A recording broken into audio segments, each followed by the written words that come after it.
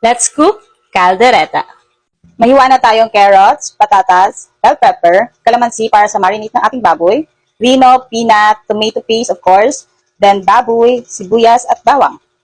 Syempre, meron din tayong pork cubes and oyster sauce for the taste. Dahil di natin kayang pinuhin tong sibuyas at bawang, gagamitan natin siya ng manual grinder. Napaka-helpful nito guys kasi for less than 100 pesos, pwede ka na makabili nito. No need electricity. Need mo lang siyang i-pull. Ito. Ayan. Meron na tayong small cut ng ating garlic. Ganun din gagawin natin sa sibuyas. Next are sibuyas. Ito. Di ba? Napaka-helpful niya.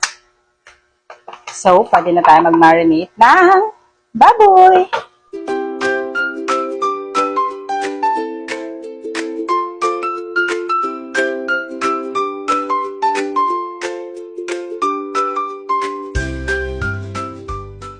Magpitong na tayo ng ating carrots.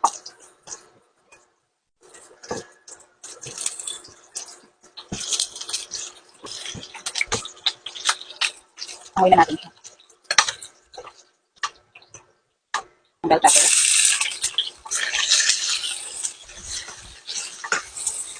Okay na yung bell pepper.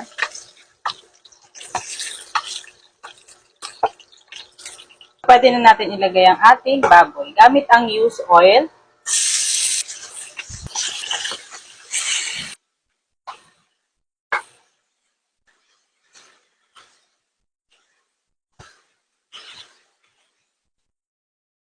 Pinagbabarang sauce.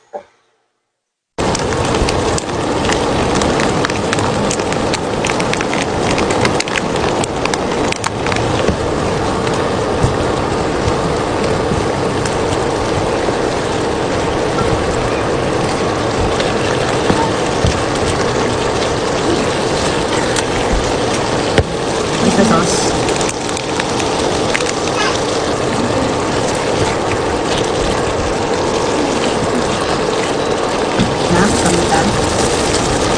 Dalawang paminta guys. And paprika. Mag-add tayo ng water. Palambutin namin natin itong ating baboy.